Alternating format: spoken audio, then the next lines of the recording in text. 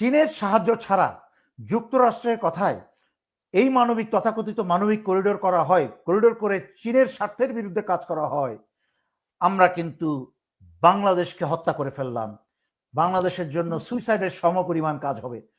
সুতরাং যদি করতে হয় চীনকে সাথে নিয়ে চীনের সৈনিকদের দিকে, চীনের সেনাবাহিনীকে দিয়ে এই করিডোরকে পাহারা দিতে হবে, গার্ড দিতে হবে, তাহলে হবে সোনার বাংলাদেশ। আমরা তিস্তা প্রজেক্ট করতে পারবো, বাংলাদেশের সব করতে পারবো। কারণ যুক্তরাষ্ট্র জীবনে কোনোদিন আমাদেরকে সাহায্য করে নাই, কোনোদিন করবেও না। ভারতের সমর্থনে হাসিনার যে শক্তি ছিল, প্রফেসর ইউনূসের সরকারে 1000 ভাগের 1 ভাগ সেই ক্ষমতা শক্তি নাই।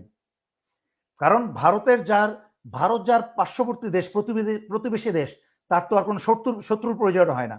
সেই শত্রুর প্রতিনিধি চাকরানি ছিল হাসিনা। আর প্রফেসর ইউনূস আশা করছেন যে পশ্চিমেরা ওনাকে সাহায্য করবে। পশ্চিমেরা ওনাকে ব্যবহার করার যতটুকু করে ফেলেছেন। এই 92% মুসলমানের দেশের উপরে এখন যুক্তরাষ্ট্রের কুনজর পড়েছে এবং তাকে সাহায্য করছে এই ডক্টর খলিলদের মতো মির্জাফররা।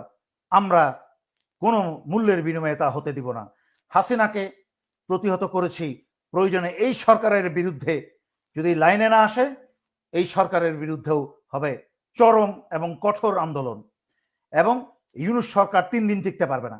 এই ডক্টর খলিলরা এখন কিন্তু ওই মির্জাফরদের মতো, ওই ব্রিটিশদের মতো, ব্রিটিশরা মির্জাফরের কথায় যেরকম চলেছিল, এখন যুক্তরাষ্ট্রের কথায় ডক্টর খলিলরা একটা জাতীয় মতামতকে উপেক্ষা করে এবং সশস্ত্র বাহিনী, যেই সশস্ত্র বাহিনী সারা জীবন, সশস্ত্র বাহিনী স্বৈরাচারের 16 বছরের সশস্ত্র বাহিনী গোলামি করেছে, ভুল করেছে, মানে সশস্ত্র বাহিনীর জেনারেলরা ভুল করেছে, দেশের সার্বভৌমত্বকে তারা কি বলে এটাকে প্রতিরক্ষাবিহীন করে দিয়েছিল। কিন্তু বেলা শেষে ঘরের ছেলে ঘরে ফিরেছে।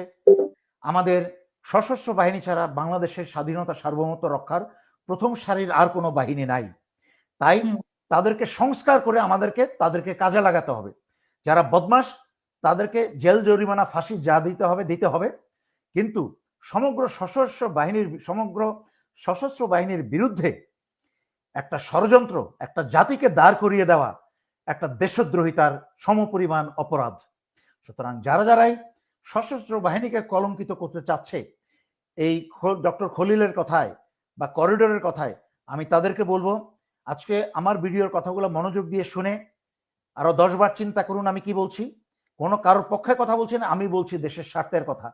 যুক্তরাষ্ট্রের পক্ষে গিয়ে এবং চীনের বিরুদ্ধে গিয়ে, আজকে যদি করিডোর দেওয়া হয় চীনের বিরুদ্ধে গিয়ে, চীনের সমস্ত এবং চীনের মালাক্কা স্ট্রেইট যদি বিপদে ফেলা হয়, তার মানে কি হবে? আমরা চীনের শত্রু হয়ে গেলাম। মনে রাখতে হবে গত 16 বছর তারেক রহমান চীনের শত্রু হয়েছিল শুধুমাত্র একটা চুক্তির কারণে। একটা চুক্তির কারণে বিএনপি শত্রু হয়েছিল, চীনের শত্রু। আদারওয়াইজ এই গত 16 বছর কিন্তু চীন কিন্তু বিএনপিকে কোনো সাহায্যের হাত বাড়ায় নাই। কারণ বিএনপি চীনের একটা দেশকে তারা স্বাধীন দেশ হিসেবে গ্রহণ করে সেইখানে শ্রমিক পাঠানোর চুক্তি করেছিল এবং হাওয়া ভবনের উপরে পতাকা উড়িয়ে দিয়েছিল। আমরা কিন্তু সেই একই ভুল করতে যাচ্ছি রাষ্ট্রীয়ভাবে। আজকে যদি চীনের সাহায্য ছাড়া যুক্তরাষ্ট্রের কথায় এই তথাকথিত মানবিক করিডোর করা হয়, করিডোর করে চীনের স্বার্থের বিরুদ্ধে কাজ করা হয়, আমরা কিন্তু বাংলাদেশকে হত্যা করে ফেললাম। বাংলাদেশের জন্য সুইসাইডের সমপরিমাণ কাজ হবে। সুতরাং যদি করতে হয় চীনকে সাথে নিয়ে চীনের সৈনিকদের দিকে, চীনের সেনাবাহিনীকে দিয়ে এই করিডোরকে পাহারা দিতে হবে, গার্ড দিতে হবে, তাহলে হবে সোনার বাংলাদেশ। আমরা তিস্তা প্রজেক্ট করতে পারবো, বাংলাদেশের সব করতে পারবো। কারণ যুক্তরাষ্ট্র জীবনে কোনোদিন আমাদেরকে সাহায্য করে নাই, কোনোদিন করবেও না। যুক্তরাষ্ট্রের এখন হচ্ছে সূর্য অস্ত যাচ্ছে, তাদের সেই শক্তিশালী দিন শেষ।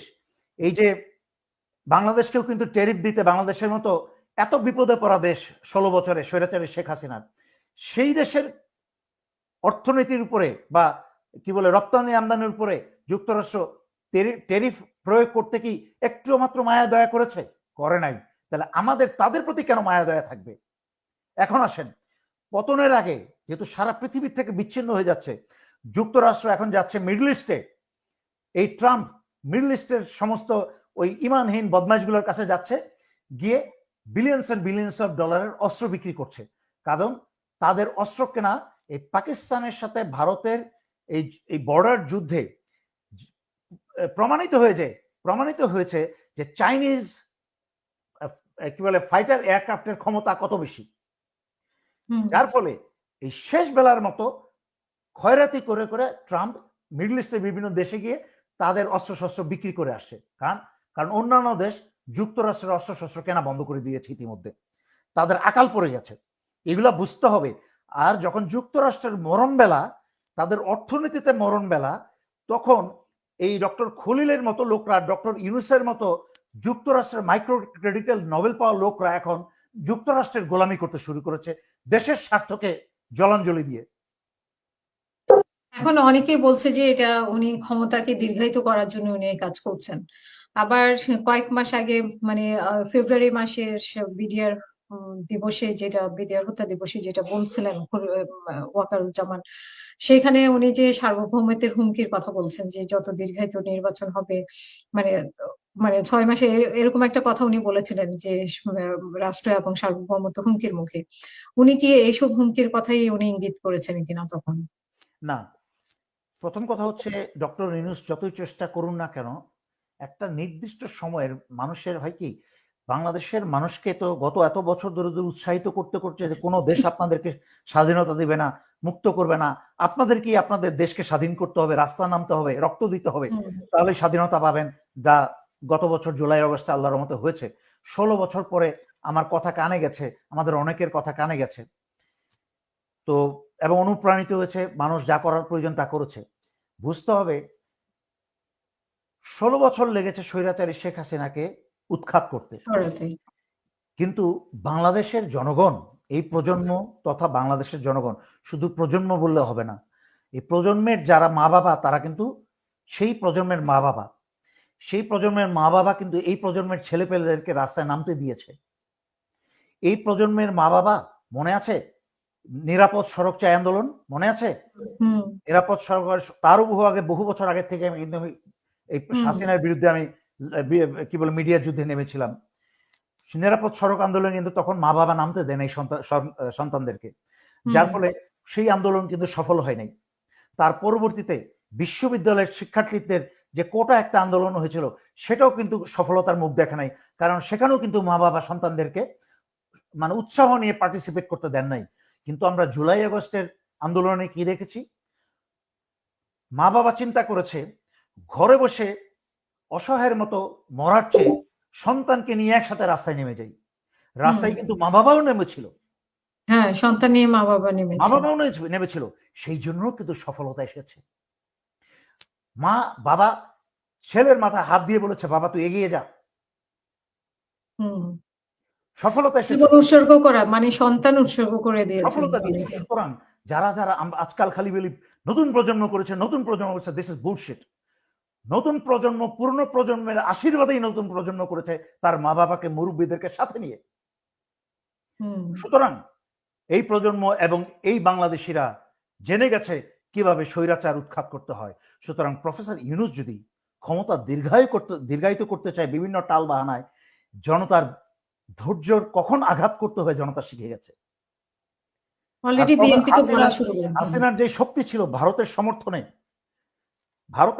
হাসিনার যে শক্তি ছিল, প্রফেসর ইউনূসের সরকারে 1000 ভাগের 1 ভাগ সেই ক্ষমতা শক্তি নাই। কারণ ভারত যার পার্শ্ববর্তী দেশ, প্রতিবেশী দেশ, তার তো আর কোনো শত্রুর প্রয়োজন হয় না। সেই শত্রুর প্রতিনিধি চাকরানি ছিল হাসিনা। আর প্রফেসর ইউনূস আশা করছেন যে পশ্চিমেরা ওনাকে সাহায্য করবে। পশ্চিমেরা ওনাকে ব্যবহার করার যতটুকু করে ফেলেছেন, ওনার মাইক্রো ক্রেডিটটা বাস্তবায়ন করে পশ্চিমা দেশে, যেখানে বিলিয়নস অফ ডলারে পশ্চিমারা 1% ইন্টারেস্ট রেট নিতে পারতো, ওনার মাইক্রো ক্রেডিট বাস্তবায়ন করে এখন 10%, 20% ইন্টারেস্ট রেট নেয় $10,000। তো ওইটা শিখে ফেলেছে। এখন লাস্ট চেষ্টা করছে যে আরাকানটাকে এই সিটুইতে যুক্তরাষ্ট্রের একটা বন্দর করে, সামরিক বন্দর করে, যদি মালাকা স্ট্রেইটটা চাইনিজের ব্যবসা বাণিজ্য অর্ধেক ধ্বংস করে দেওয়া যায়, তাহলে বাংলাদেশও শেষ, চাইনিজ অর্ধেক শেষ, বাংলাদেশ সম্পূর্ণ শেষ, ধ্বংস হয়ে যাবে, বাংলাদেশের কোনো অস্তিত্ব থাকবে না। এবং হাসিনার চেয়েও বড় শত্রু হবে এই প্রফেসর ইউনূস তখন। আচ্ছা, আমি যদি একটু রাজনীতি, ইশরাককে কেন মানে ইয়েতে দেওয়া হয়নি, শপথ নিতে দেওয়া হচ্ছে না? সেখানে আসিফের সাথে, উপদেষ্টা আসিফের সাথে এক ধরনের দ্বিধাদ্বন্দ্ব চলছে এবং তাকে অবাঞ্ছিত ঘোষণা করা হয়েছে নগর ভবনে। তো আপনার ইশরাক, কাছে কি মনে হয়? আপনার কাছে প্রশ্ন, ইশরাক মেয়র হিসেবে কবে পাশ করেছিল? হাসিনার আমলের নির্বাচনে, রাইট? মানে সে একটা কোর্টে রায় পেয়েছে বা ইয়ে করেছে। কোর্টের রায় বাদ দিলাম আমি, তার নির্বাচনটা কথা হয়েছিল যখন জনতার নির্বাচনের প্রশ্ন আসে। জনতার নির্বাচনের প্রশ্নটা আসে, হাসিনার আমলের কোনো নির্বাচনের বৈধতা ছিল না। হাসিনা ছিল অবৈধ সরকার। হাসিনার আমলের সকল নির্বাচন অবৈধ। হাসিনার আমলের সকল চুক্তি অবৈধ। সুতরাং বাস্তবিক দৃষ্টিতে হাসিনার আমলে ইশরাকও অবৈধ, মেয়র হতে পারে না।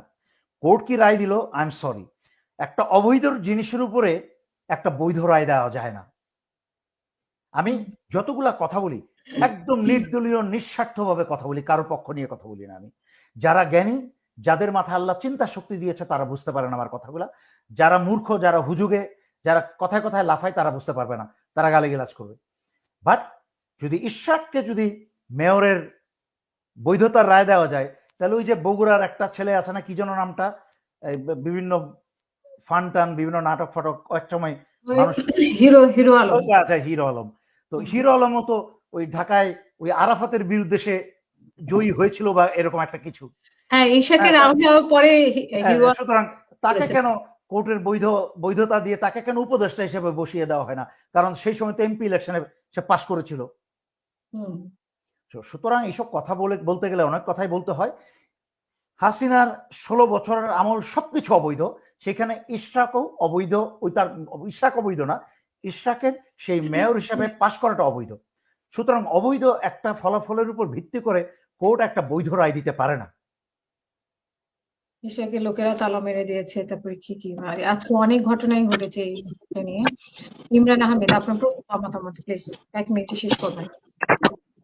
আসসালামু আলাইকুম আপা, আপনাকে ধন্যবাদ এবং দেলোয়ার স্যারকে সালাম। আসসালামু আলাইকুম।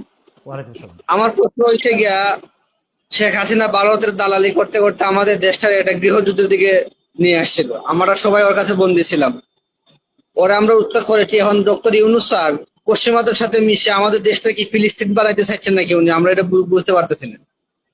গুড অনেক কোয়েশ্চেন, আমি তো এটা ধন্যবাদ। নিয়ে এতক্ষণ ব্যাখ্যা করলাম। হুম, সুন্দর এটা নিয়ে আপনার, এতক্ষণ করেছে শুরুতে। এটা কিন্তু আমি সবসময় জনতার পক্ষে কথা বলি।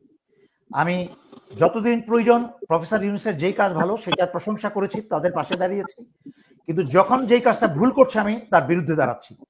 কারণ আপনার কথা ঠিক, আমরা বাংলাদেশের মাটিকে আমরা ফিলিস্তিনের মাটি হতে দিব না। তাও ফিলিস্তিনিদের সাথে আমাদের পার্থক্য বিশাল। ফিলিস্তিনিদের রাস্তা খুলে দিয়ে অন্য দেশে চলে যাওয়ার রাস্তা করে দিলেও তারা যেতে চায় না। তাদের ইমানের সাথে অন্য কোনো দেশের মুসলমানদের ইমানের তুলনা করা যাবে না।